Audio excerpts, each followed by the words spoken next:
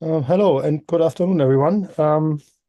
This is probably our last seminar this year, seeing that we're coming up to Christmas. So, well, not Christmas greetings yet, but end of the year coming close.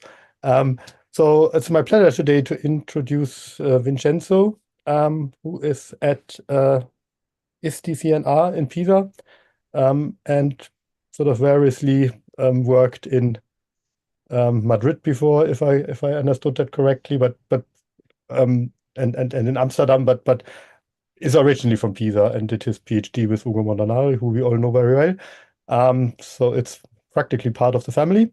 Um, and so he is talking about spatial model checking today. So I'm looking forward to that. And please, Vincenzo, take over. Vincenzo, take over from here. Thanks for the nice introduction.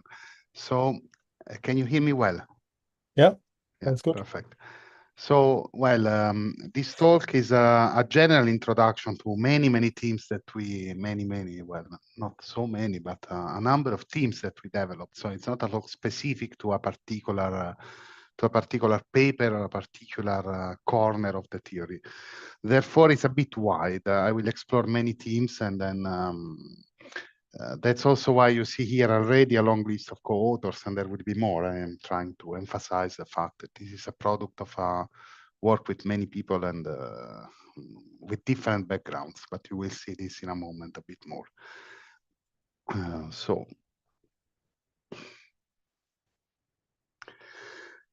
the whole goal of this approach is to use so-called spatial logics, it's a form of logics, and model checking as a technique to build a declarative domain-specific language. This domain-specific language is used for image analysis, for graph analysis, for 3D meshes analysis, and so on. It's been used in various examples in this way. And the whole point of the presentation is this one, that model checking transforms logics into an interpretable and ambiguous language to communicate to the machines, with the machines, in a sense. So who we are, I mean, in Italy, the Italian part of the group is large, and it includes people from the hospital, medical physicians from the hospitals, people from computer science from the CNR-ISTI and the University of Pisa, the University of Udine. We have a component in logics, which is centered, not surprising, around the ILSC of Amsterdam, where spatial logic is really kept in high regard, and Tbilisi and Barcelona too. And we have a model checking, a European model checking contact with community of model checking with Jan Friso Grote and Eric de Vink. And the collaboration is on the multidisciplinary, heavily on the multidisciplinary side, not only because we have medical physicists who helped us also build the very first prototypes of the tools we use. We have also human-computer interaction with the study of user interfaces. We have people from neuroradiology who help us. You will see in a moment in what. You may be wondering, what does this have to do with model checking or graphs? You will see in a moment there's a lot to do, but we have people from neuroradiology helping us developing case studies that use the model checker for medical imaging. And then we have, of course, a strong community in formal methods, and also some people from artificial intelligence, and another very strong component of logicians, mathematical logicians. And in the last 10 years, so that's why this presentation is so broad in scope. In the last 10 years, we developed many topics, but the starting point is a very nice book, which is a handbook of spatial logics. It was out in 2007, and it talks about the topological approach to model logics mainly, which can be used in several ways. We developed one of those ways. We decided that such logic deserved to be used for model checking of discrete kinds of structures in the computer science ways, let's say. So applications of spatial logics in this sense to analyze images, graphs, or other structures were expected for a long time, but they happened when the model checking was put into the picture, of course, because you have logic, and then model checking helps you transform into executable specification what otherwise are logic formulas, right? We started from trying to define how to use the logic for discrete structures, and we arrived to Hennessy-Milner theorems, minimization via minimization tools like MuCRL, but also to axiomatizations. And yeah, I will try to cover a bit this spectrum in the rest of the talk. The main goal is to make spatial logic practical, as I said already. So to turn all these very interesting developments that spatial logic, I will explain this a little bit more in the next 2 or 3 minutes, let's say. But spatial logic has been developed for like 80 years up to now. And so the goal is make these developments practical, use them, give impact to these developments outside the realm of mathematics, where, of course, there are very, very interesting developments. So the applications we had in mind were dedicated to image analysis or graph analysis mostly. In the beginning, for a project on collective adaptive systems, so analyze the behavior of collectives of small entities interacting between each other. And then we were diverted to medical imaging and to analysis of 3D meshes. That's the most recent development. The advantage is why those one want to use logics for these tasks, for analyze images, because of course we know. I know there are theoreticians in this audience, and there are we are computer scientists. But anyway, let's rephrase. Let's reflect on this. So logical language is basically the human-centric way to communicate with a machine, because it's clear, it's concise, its specifications are very small, so a human can understand. It's a language that humans speak and machines have to struggle to understand, not the vice versa. Normally with programming, it's the opposite. You have to read a program and it's difficult to understand what it does. But in this particular, now one could argue that logic is difficult, that it requires a degree, but with imaging, it's, well, that's a nice thing, but in imaging, things are a bit easier, on the easier side, because it's the structures are familiar, the interpretation of logic is visual and very easy to grasp. So that makes imaging a perfect place where logic can be applied also for people who are not exactly logicians or high-level computer scientists. And the logical language has no side effects, so it's easy to manipulate. It can be transformed easily, and this is, of course, of interest to the graph rewriting community. I suppose I will mention this also later. And we use model checking, which means the program, the execution of a logical specification that we make via model checking is way more efficient than what you could do by hand. So this is because the formulas are run in parallel, because there's memoization, so there's no way a human in a short amount of time can optimize as much as a dedicated model checker. So these are very strong reasons to proceed. We knew it from the start. And so, how did I get there? Yes, of course, sorry. So let me introduce first, what does it mean? What is spatial logic? What is this 40 years of development that I talked about? And this is the statement, this is the slogan. Modal logic is topological. Of course, we all know modal logic and the fact that it in various flavors, right? This is the most basic flavor you can imagine. So you have Boolean operators, truth, proposition, atomic propositions, and a modal operator. And then, of course, you get another one by duality. You get box by duality. This is called diamond. But what does that mean that modal logic is topological, which is a celebrated result by McKinsey and Tarski in 1944, so a long time ago? It means 8 years ago exactly. It means that to answer this question, first we have to introduce what are the models, or ways to introduce the models. Models are topological models, so space is equivalent to evaluation. A topological space, we all know what that is, but let's see for the Kuratowski, the so-called Kuratowski formulation, which has an algebraic flavor, so it's very nice. So topological space is a pair of a set of points and a closure operator. A closure operator takes subsets to subsets, and it has 4 properties. The closure of the empty set is the empty set. The closure is monotonic. it distributes over union, and it's idempotent. It's a very important fact. So the closure of a set is a set of points that are infinitely close to the set. And if you close a set 2 times, you get the same thing. Continuous functions are have a quite nice algebraic formulation in this definition, which is equivalent to the ordinary one given via open sets. F of closure of A is included in closure of F of A. That's the definition of a continuous function. A function is continuous if it obeys to this definition.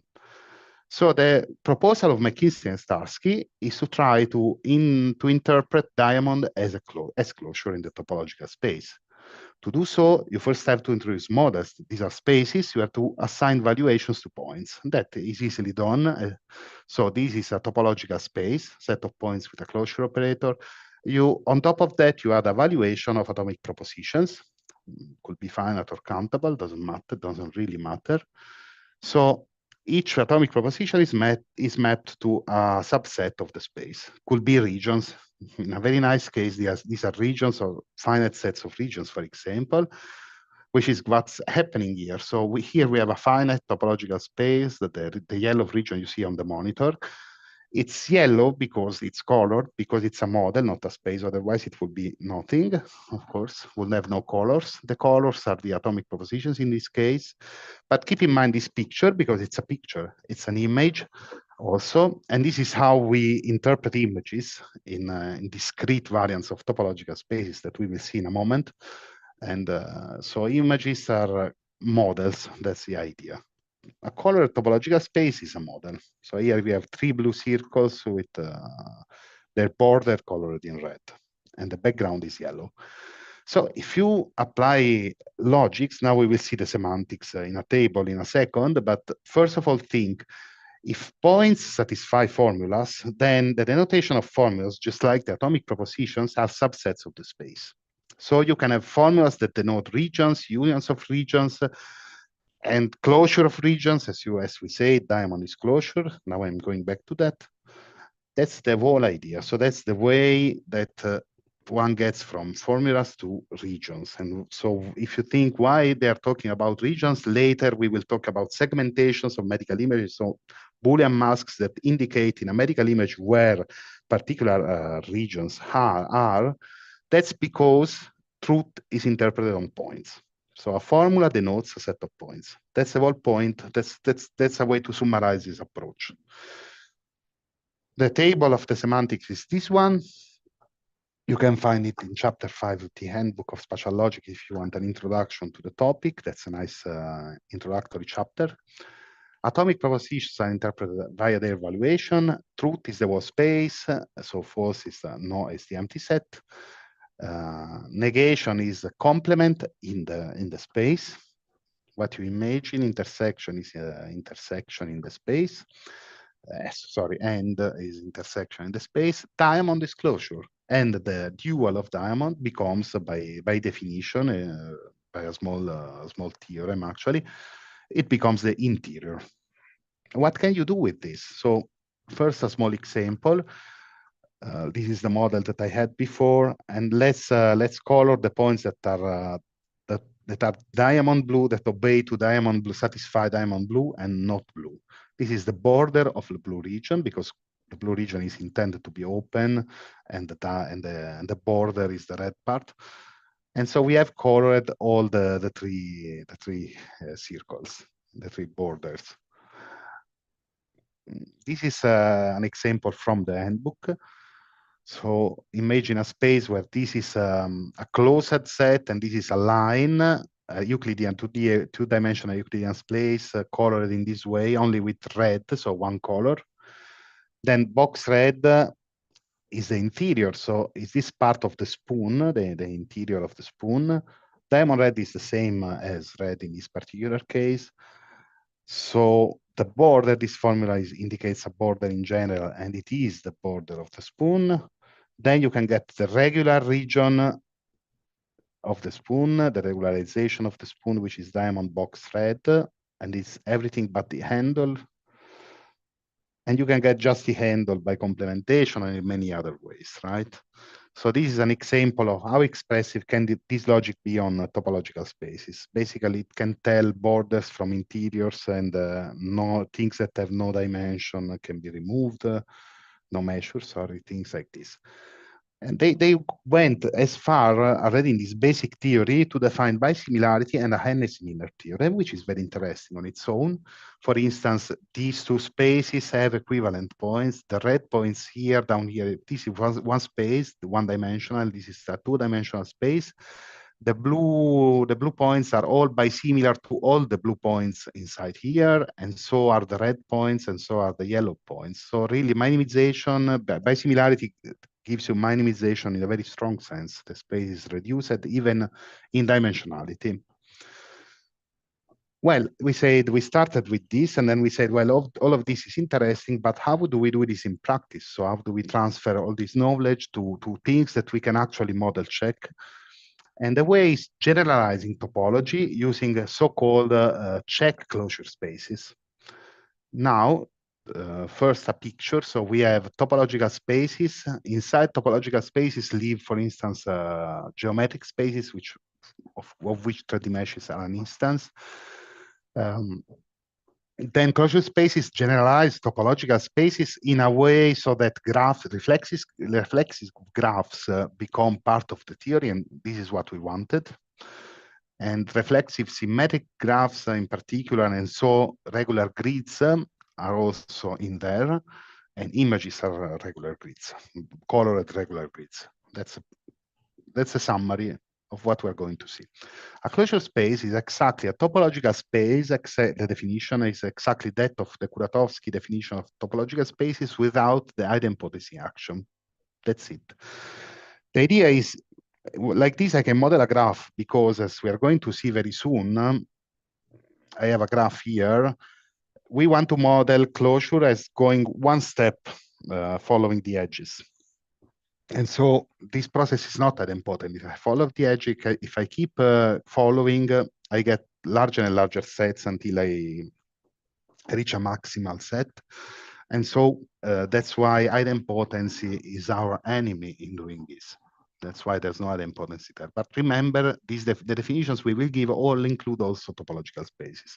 A continuous function is defined exactly as before, and they will become useful very soon. And a particular class of closure spaces are the quasi-discrete ones, where the closure is generated by a relation. So this is one definition. There is a way to define, which is what I described before. So closure is following edges one step. Or equivalently, the closure is determined by the singletons. So closure of A is the union of closure of the singletons composing A. So in this way, we introduce graphs into the picture. So for instance, you see here, we have two green nodes, 3 and 4, and the closure of the set A, which is the pair 3 and 4, which is composed by 3 and 4, is this 3, 4, 8, 5, 6, because we followed arrows in one step. And this shows that clearly the closure is not idempotent, because if I do it again, I also include 7.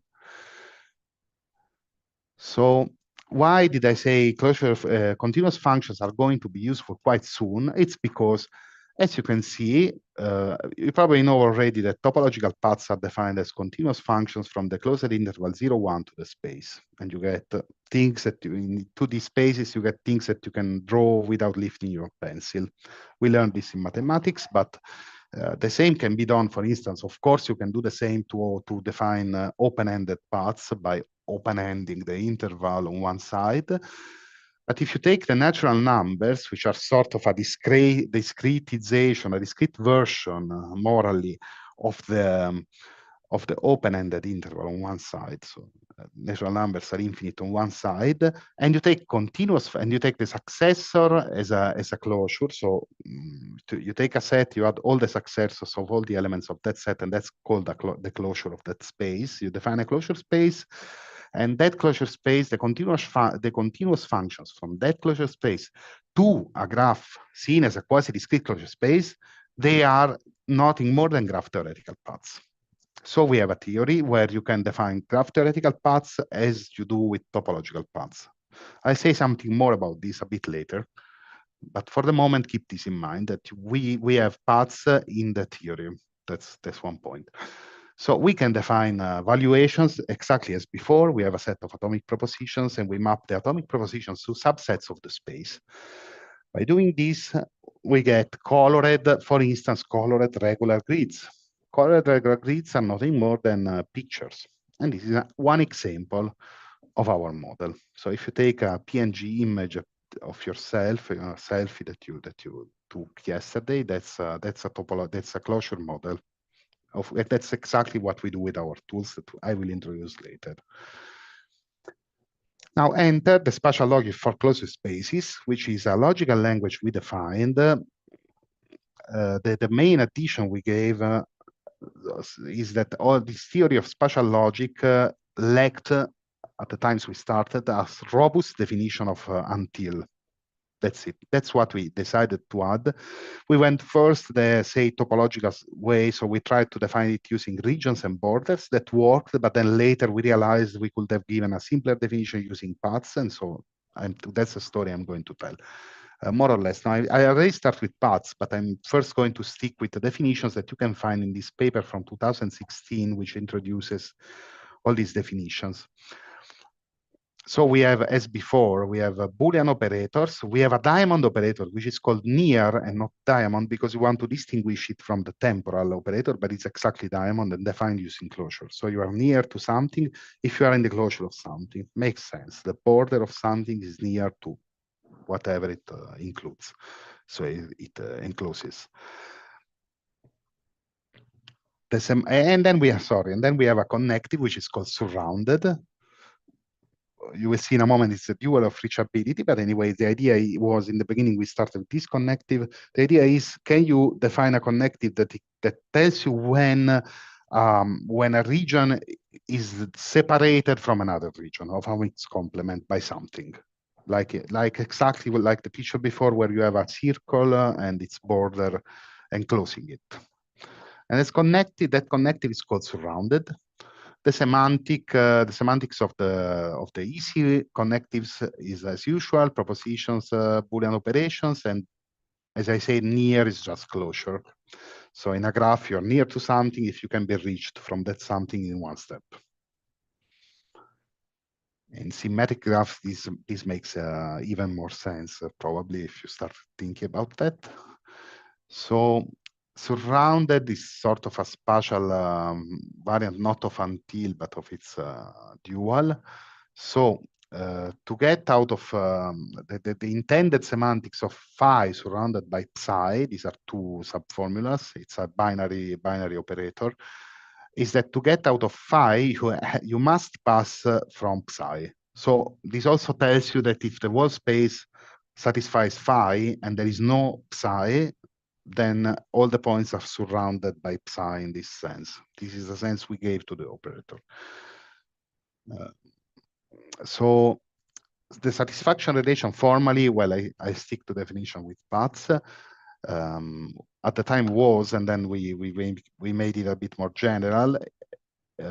X satisfies phi surrounded by psi if and only if for all paths starting from X, whenever one of such paths reaches a point satisfying not phi, then it has to pass, before that, it has to pass by a point satisfying psi, which is what is written here, with the exception to take care of the boundary conditions. They can, of course, be varied. You get 4 different definitions. One of them is, the strongest one is with the open interval. And from that, you can define all the other ones. Here is an example. So the green points satisfy green surrounded by purple or violet. The white points, of course, don't satisfy this property because they're not green, first of all. But for instance, the red points don't satisfy red surrounded by white because they can reach not red, for instance, yellow, going to yellow, without passing by white first. And the yellow points satisfy yellow surrounded by red. That's so this shows you that where there is no border, because graphs here are regular, but graphs can be of any shape, and the nodes don't have. Not all graphs are Euclidean, so nodes don't have a position. So you don't have to expect that there is a strong notion of border of a graph. There is no such notion. And the notion you can get is via atomic propositions. You can derive operators. One of them is reachability. Phi1 reach Phi2, which is the dual of surrounded. We will see the formal definition better in a moment. You get various definition of boundaries using near and interior, near minus interiors and things like this. You get, of course, the Boolean duals like OR. And you get let's say existential and universal quantifier inside connected components by resorting to reachability and tricks with reachability, let's say. Reachability is very interesting. So it's a dual of surrounded, as I said, but there's also a theorem that defines it using a path, let's say. So X satisfies Phi1, reach Phi2 if there is a path and a point such that at that point of the path, Phi2 holds, and for all the points before that, Phi1 holds. It's really a form of until, spatial form of until. A more modern syntax uses two variants of reachability because there are two directions in a graph, backwards and forwards, and differently from time, they have the same level of interest. It's not like in time where backward modality may be I mean, not detectable, not necessarily interesting. In this case, both directions are equally interesting.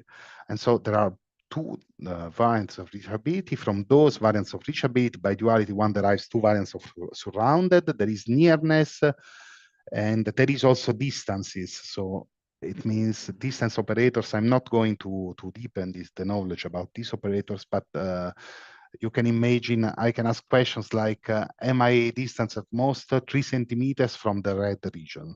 This makes sense if you have a distance in your space. We do usually, and so we introduced also distance operators because they're quite useful in practice to filter things, to smoothen images and things like this.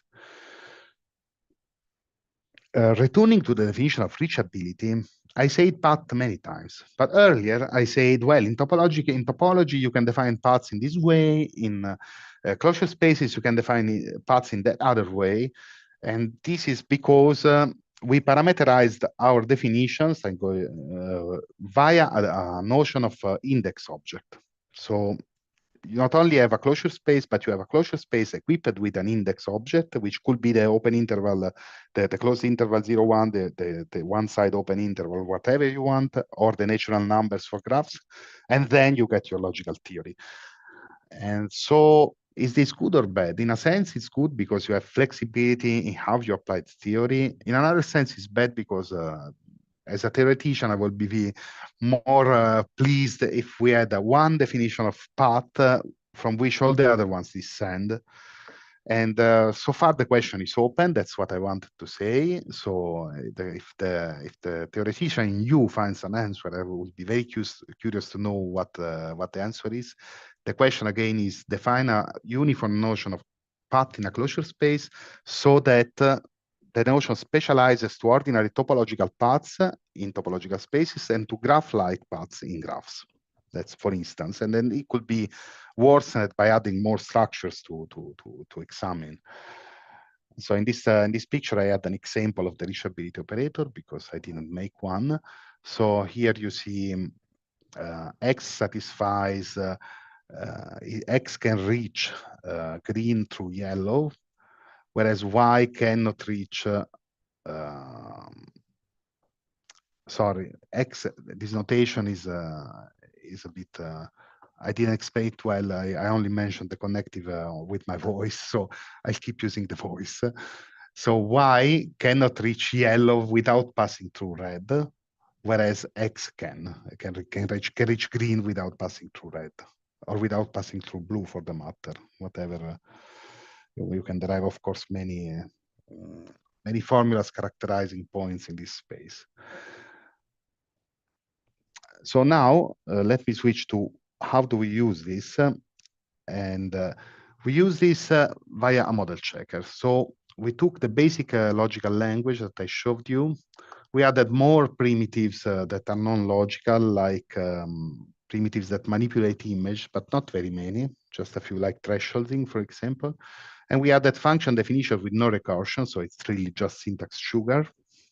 And with this, we defined a program called VoxLogica, which is a model checker in spirit, a global model checker. So we build truth tables, and it does that in parallel. So we build each row of a truth table in parallel with other ones if they don't interdepend, if not interdependent. And to build such truth tables for each line, so for each operator, many logical operators are directly one-to-one mapped to imaging properties, to imaging operations, like for instance, closure is mapped to dilation in imaging, and those primitives are implemented using state-of-the-art imaging libraries. So summing up, we get a very fast execution engine for our language. And when I say global model checker, and when I say truth table, you have to think, for instance, the truth table of an atomic proposition is nothing more than the atomic proposition seen as a mask over an image. So is that a threshold, so are and or are not. So it's like when you paint Boolean regions on top of a digital picture. That's it. And this is again why we speak of segmentations, because we derive formulas give us masks that you can superimpose to images. That's what you are seeing here. So these red bits here are the truth values of specific formulas, which are specifications for the analysis. The same here and the same here. And this is instead when we extended the approach to analysis of video streams, but I'm not going to tell a lot about that, but it's also you can refer to the papers we are writing, and it's an interesting subject. So the one interesting aspect we are dealing with is that we apply formal methods to medical imaging, which was a bit unexpected in the beginning. We can do this. I'm going to explain a bit how. So this is one example. Of course, maybe you've seen an MRI. Sorry, because I'm touching a sensitive topic here. I have to do because this is the job we do, but sorry anyway. So you have maybe seen an MRI in your life, or a TAC, a CAT scan. And so you have many slices, which are two-dimensional images. The whole picture is a three-dimensional image with small cubes, which are called voxels, or small hyperrectangles, actually. And slice by slice, the segmentation process, so identifying this is a brain tumor, what we are looking at, unfortunately. So to highlight, to segment the tumor is the same as to say, build a mask on top of the image, a Boolean mask, which highlights where the tumor is. And this is what you are seeing on the right. So this operation is highly time consuming. And of course, for the doctors who have other duties to do, they cannot spend hours doing things, but they have to do this because human supervision is required.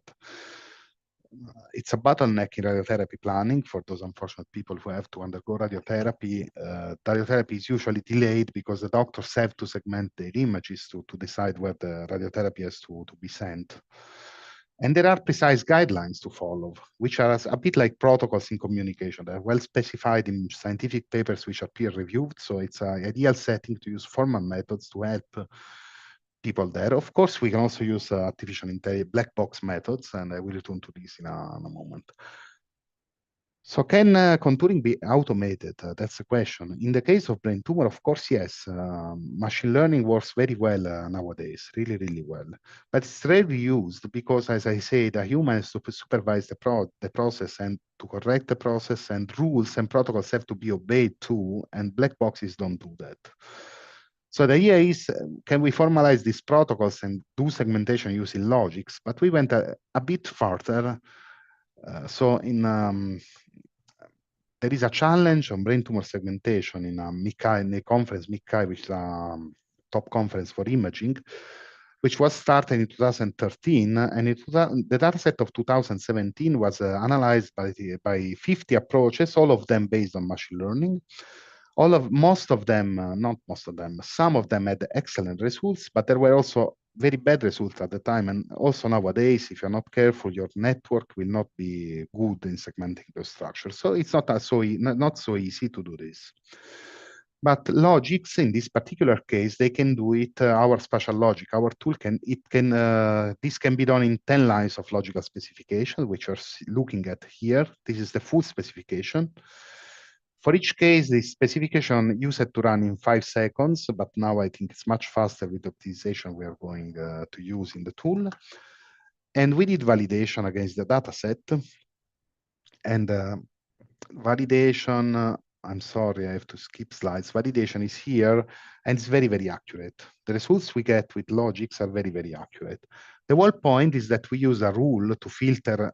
So we first started by thresholding the image to find the hyper-intense and the very intense regions, and then we applied a rule which says that you have to take only those very intense regions that touch a hyper-intense region. This rule has been given by a medical physicist who worked with us, also helped us develop the tools.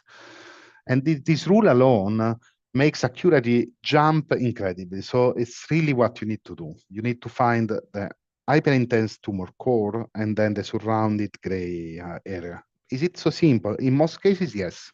Not all cases, of course, we're working on refining the interpretation, the specification, also via hybridization with black boxes in a controlled way, but it's still surprising that you can sometimes take just one simple rule given by an expert and improve the accuracy of your analysis so highly.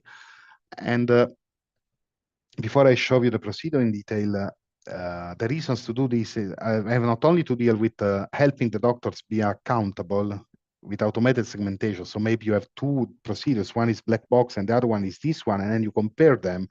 And if they're not similar, you raise an alarm. So you help the doctor being accountable for what it's using to segment images.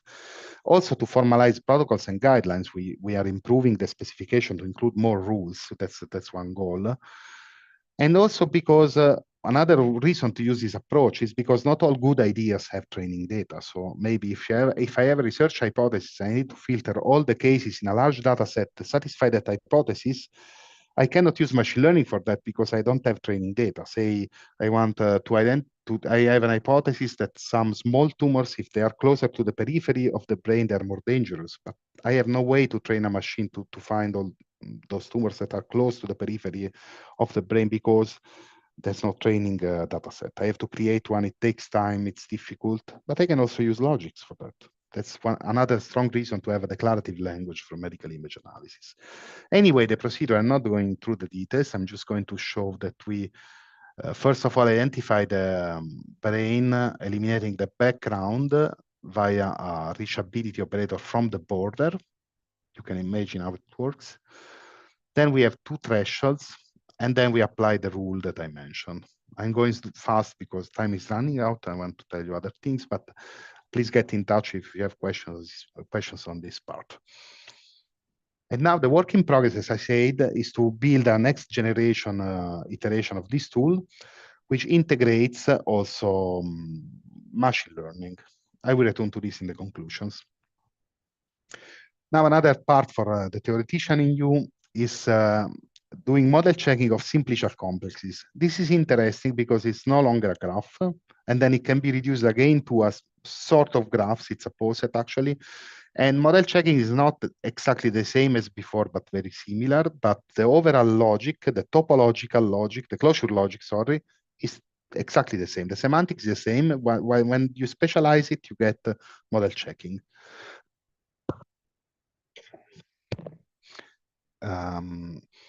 So I'll have to be quick also here. So first of all, let me say that this work is aimed at 3D meshes. So here we have a 3D mesh, and imagine it's triangulated for those of you who know what that is. But anyway, it means take the surface of and the inside of all these regions, this colored region in a 3D world, and build triangles in the Euclidean space that delimit those regions, and hypertriangles inside that color the volumes, let's say, that fill the volumes. So normally 3D meshes are called, they are triangulated or they have a similar triangles delimitations, which is like in this picture. This is the two-dimensional case, which is easier to represent. So we have here a rectangle, which is called, some regions of it are colored, and there are triangles delimiting the colors. And of course, sorry, my phone rang and my office phone, so that's why I got distracted. So you could, of course, make finer triangulations, add more triangles here without changing the meaning of your space, because the meaning is just this colored red square and this colored green triangle and this colored white triangle. But our theory is independent of the subdivision, which is good, which is what it should be. But anyway, so how this works. So this is continuous space, it's two-dimensional Euclidean space, but we have good luck because the valuations can be triangulated. That's all of it. So formally, simplicia complex is defined as the union of simplices, and simplices are like points, segments, triangles, hypertriangles, tetrahedra, and so on, defined by a simple mathematical inequation. And space is defined as a union of such simplices, and models are colored. This is what we are doing. The idea then is there is a theorem that says that you can interpret spatial logic here as if it was topological, as I said before, so time on disclosure, and reachability is computed via paths. But then you can also represent the space finitely, as I'm doing here. This is a poset, so you have to read it as a His diagram. So from low to high, this is the ordering of the partial order of the poset. And on top of this structure, you have a spatial notion of paths. And with all of this, you interpret logic in a correct and complete way. So there is a translation from Polyhedra to Posets, which preserves and reflects the translation of the logic. By exploiting this, so we transform the polyhedron. The poset is the phase poset. This is a terminology from imaging. So here you see all the simplices composing the posets. Down here there are the points A, B, C, D, E, F. You see. Up here there are the segments, which are identified by the endpoints, and up here there are the triangles A, B, C, C, B, D, and so on. Okay, I will not get into much further detail, but I'll show you some pictures. So we have a prototype model checker which can analyze medium-sized meshes, like 1 million or up to 1 million of polygons, say. This is one example, a 3D maze generated using a maze generator that we wrote for the purpose. These are paths in the maze that obey to particular conditions. And these paths are colored using the model checker. That's the point of it. This is another example from our paper. Here we are identifying in a toy model used for teaching. We're identifying a particular vein that goes to the spleen among all the veins in this mesh, still using the model checker. And we are working on minimization and other things that I'm going to mention in the next slides. So I went quick because I want also to mention bisimilarity. We are working on bisimilarity and minimization. So this is an image, actual PNG, and we have tools that can produce this small graph identifying the relevant reachability properties into the original imaging via Hennessy-Milner, via a Hennessy-Milner theorem. So in a correct and complete way with respect to the spatial logic. In this case, for instance, you see here, there is a white point which doesn't touch any blue point. This means in the model, there are white regions that can reach the exit, but cannot reach a blue point without passing by a wall. One example is, I cannot find it by eye, but surely there is one, probably. Yeah, so this was not prepared. Yeah. But anyway, this is maybe there is a mistake here, sorry. This is embarrassing, but maybe this is the wrong minima. This is taken from another example, sorry. It's clearly visible. But rest assured that normally we produce correct results. And we do the same for 3D meshes. Here you cannot spot, if there are mistakes, I'm sure you cannot spot them so easily. So it's easier, my life is easier here. So Also here we derive minimal models, and in all cases we have model checkers that operate directly on the minimal model. So with a gain in efficiency, it can be as arbitrarily large as you want. If you take a very huge image with very few semantic meaning, because many regions satisfy the same properties, then you get very small graphs, and then model checking is super fast. That's the point of it. That's the point of the whole theory. And we have a couple of papers here that if I put the slides online or you watch the video, you can recover on these minimization efforts we are doing, and we are continuing working on it. I skip entirely the spatio-temporal setting, unfortunately. I'll just mention you get a CTL-like logic for temporal models, and we're working actively on it too. That's it. And I want to ask a question for those of you who could be interested.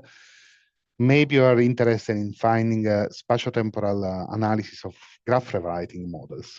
That could be a case study for this theory, for augmenting this theory, which currently cannot do this.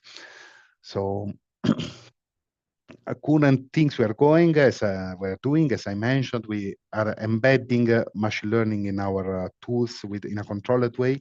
So we basically have training and predicates primitives. We can train on a data set which is derived from logical specifications. So we augment classical training data sets with the possibility of specifying properties that the machine has to learn but are specified logically, or the vice versa. We can use training and prediction inside below logic formulas, so to monitor, as I said before, if the machine, the black box machine obeys to certain constraints. This is the goal, and it's a huge effort we're doing. So I hope we finish soon. We are also working on axiomatizations. And also here for graph rewriting experts, it would be interesting to use graph rewriting to reduce formulas up to a complete axiomatizations that we already have.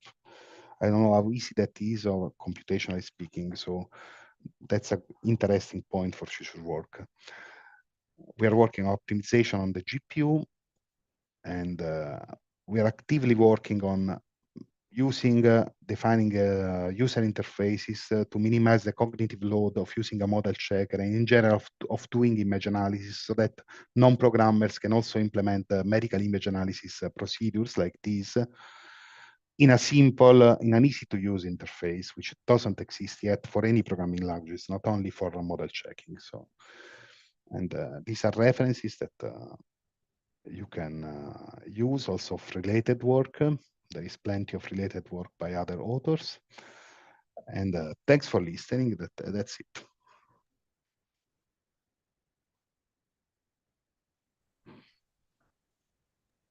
Okay, thank you very much. That was very insightful. So I learned a lot about spatial logics. So maybe I can start, and then people can think about other things that they may want to ask. So just specifically on the question that you yourself asked, how can this be used for checking graph rewriting models? So just to understand the question a bit better. So are you referring to transition systems generated by graph rewriting, so that you can do model checking? Spatio-temporal structure, yeah. Transition systems, but they are also spatial, right? Because the graph keeps existing at each state. Right, but I'm trying to understand what the actual model is you're referring to, because the transition system is, of course, a graph itself, but then the states, the nodes of that graph, the states are themselves graphs. So you have a two-level graph hierarchy, you could say. So I'm trying to understand how that would fit into your framework of a closure system, or I mean, whatever variant you would be looking at in this case, because it's not a regular graph as such, not a standard graph. Yeah, precisely. So I said that, but I didn't say what spatio-temporal model checking is. So that's why I confused a bit the situation. But we do spatio-temporal model checking, also called snapshot models. So you have a space with its valuation, and then valuations change over time, but the space stays fixed.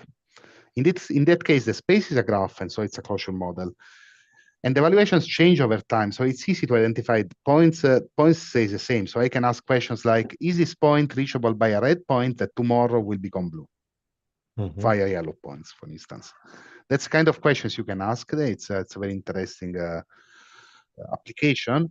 But the space cannot change. It's difficult because if you try to just replace pieces of the space, like erasing nodes and arcs, you know much better than me, the situation gets messy. You don't always have a map from nodes to nodes. So you either they've also add name binding or things like that, or it becomes clumsy. But it's for this reason, it's very interesting as a mathematical problem. We never went as far as to tackle it. So it will be very interesting to find a nice graph rewriting model, which is more powerful than just changing valuation, of course, and which has interesting applications, and do model checking on that. That would be interesting work for us. Okay. I mean, in a finite model, I mean, which is what you can use in model checking, obviously, you could effectively take the union of all the graphs and basically have a like in the construction of an unfolding, essentially for the graph rewriting system, and then you have all the potential nodes and edges in that graph, but you could say that's a fixed space, and then you just need, maybe you can use the evaluation to say which nodes and edges actually exist at any point in time.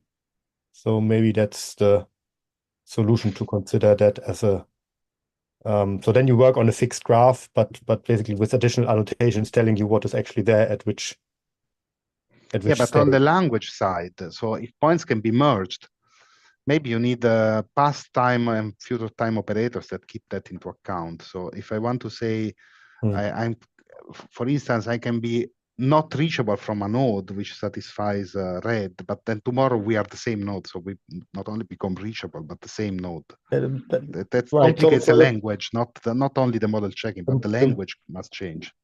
The idea that I explained, so it doesn't work if you have rules that can merge nodes. Yeah, that will be. So you fix, and then you can also create node. That will be the most interesting. But yes, of course, union of graphs is also interesting on its own. Yeah, right. You can erase things, and makes sense. Yeah. Okay. Yeah, thanks for that. I think I understand the question. I'm not saying I have an answer, but I was understand didn't specify all the details in the beginning. Okay, anyone else want to come in? Yeah, Nico? Well, thanks a lot for a very nice talk. I was particularly interested in these spatial logic formulas because I think you mentioned it sometime in the beginning. So even though you yourself are using this for example, analyzing real life 2D, I mean, pixelated data, I imagine, because it scans, so it's probably something like a JPEG or something of this kind. The logic itself can also be used to reason about graphs, right? I mean, I mean, as you explained, you have neighborhoods in graphs. You can put properties on graphs, so you can analyze regions. And so, I mean, one question one could ask in terms of graph rewriting is how whether one, for example, can define graph rewriting rules that have a well-behaved property under manipulating graphs with, say, a neighborhood property. I mean, you could imagine there's graphs that have a certain connectedness or a certain, let's say, in one step of a vertex, you have to find a green one or whichever. And I think it might be an interesting question also for maybe generating alternatives for your training sets, whether there are graph rewriting rules that are provably logically compatible with a certain topology on your class of graphs that you get from the examples. I don't know. I can put it more precisely, but I have this feeling that is something we never consider. That we consider a lot of constraints on graph rewriting rules that are expressed through first order logic formulas. But it's an interesting idea that you have these other operators. It would be fun to you see. Could specify invariants, topological invariants, exactly. in the real sense of topology. And also, if you consider Euclidean graphs, then you can do both. You can have reachability in graphs and the distance on spaces. I always thought it's very interesting, even if we didn't do a lot on it. And keep in mind, we also have a toy variant of VoxLogic that operates on graphs. So if you ever want to experiment on that we have a tool for that. And because particularly for this, I mean, I think in the realm of your machine learning activities, where you try to mix logically specified analysis with the machine learning, and where you mentioned that it's often very hard to find suitable training data, it would be an interesting question whether for these very specific problems where you have certain spatial properties that have to not only be considered, but which characterize the data. Let's say you had this tumor example where there was a certain connectivity of a highly marked region. Whether it's understandable of if you, amongst your training, the positive examples in your training set, whether there is a rewriting system that can maybe to an approximation relate them, right? Because then you would in principle be able to create more samples for neural network learning.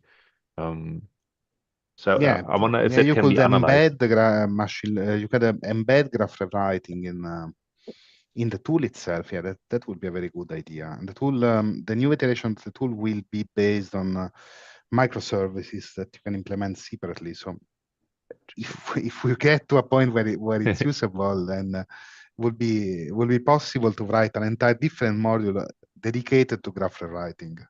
That would be great. I mean, yeah. And maybe just one last comment, and then others ask. Of course, there is some people working on what's called topological graph writing. So I mean, it's not. I mean, topology is always. I mean, which topology you choose, but these are people who work more on these 3D models, and then there is ways of coding them as topological graphs, which you might have seen. And just to mention, these were people like Romain Pascal who already give talks at GReTA, and so I mean. We do have a small branch in graph rewriting which deals with situations where you have spatial information. But again, like it's very interesting you have this logic for spatial properties, which clearly is outside of the scope what we usually consider. So I mean, just to mention this might be another interesting overlap with Thanks. some applications. That's a great, great. But anyway, idea. Thanks a lot for us. Very interesting. Thank you.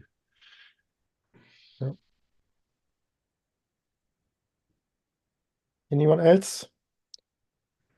Otherwise, I have another question. So if you could forward to the place where you said the training is a primitive in the language.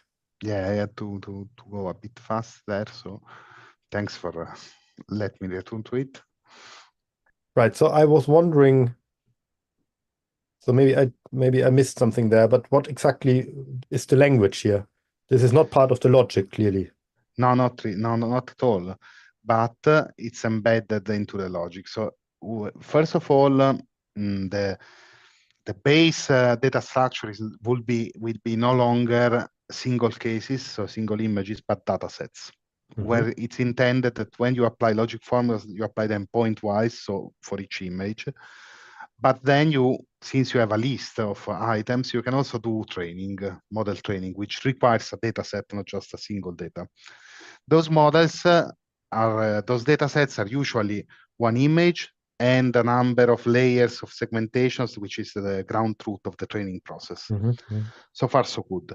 So the point is, if you can have train as a primitive of the logical language, which is really, ImageQL is really f applied to x, y, z.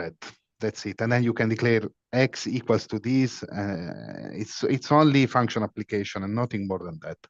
So if training is one of these primitives, then you could think, and it can be freely nested with the logic, that's the point.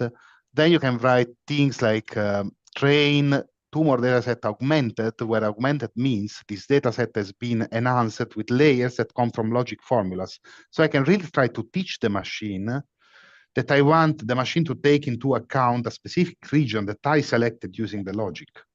And I can freely nest this. So I could, for instance, imagine you want to find, say, faces that have only one eye, or things like this. And you want to do it by training a machine. And first of all, you train a machine to identify the eyes then you count with your logic as many eyes as you have, and that would be the idea. And then you train another layer and so on. So you describe complex intertwinings of training of black boxes and logical declarations that can do whatever you ask the machine to do. And then on top of that, you put logical monitor to check that that everything is working. That is the plan, of course.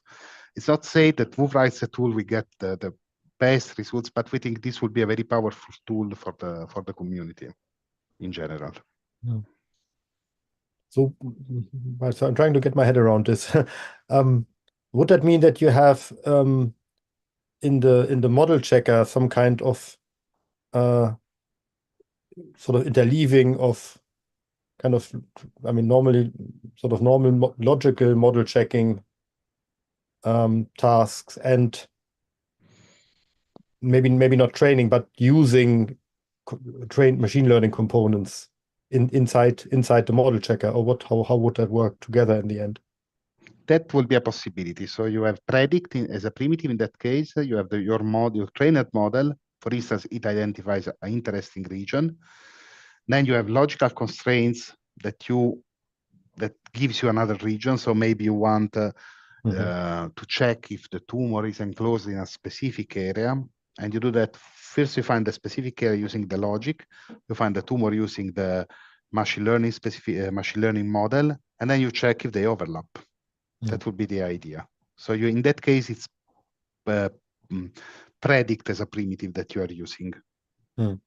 Yeah, I can see. So I can see that better on the prediction or the computation part of the model. Yeah, training is a bit more specialistic. I don't really see how it would work on the training side, I have to say, because my feeling is that you have to train the models first before you can use them.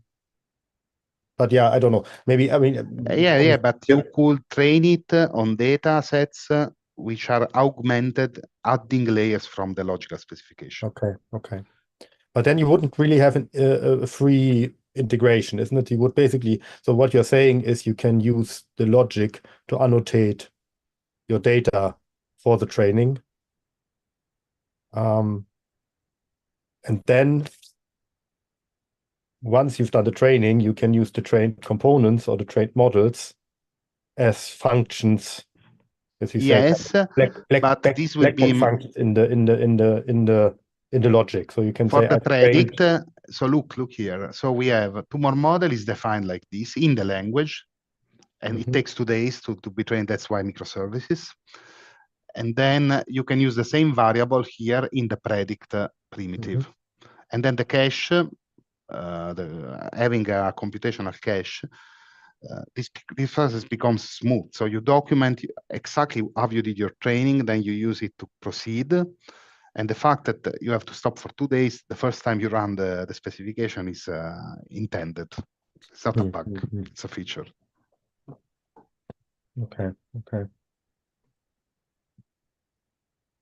Yeah, I think I get a general idea of what you want to do. I still don't understand exactly how it would work, but as you say, it's work in progress. So maybe it's sure. a bit too early to demand.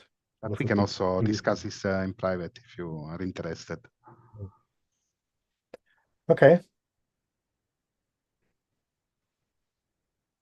Right. So, do we have any more questions? Anything you want to clarify?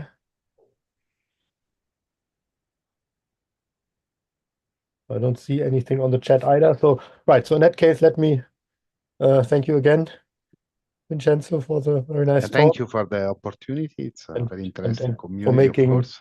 Deliberate connections to graph rewriting in the process as well, which is always nice. And I think we can close the official part of the meeting then, but everyone obviously is welcome to stay behind, and if we want to have an informal chat. But we go off the live stream then. Yeah. Nicholas, any famous last words from your side?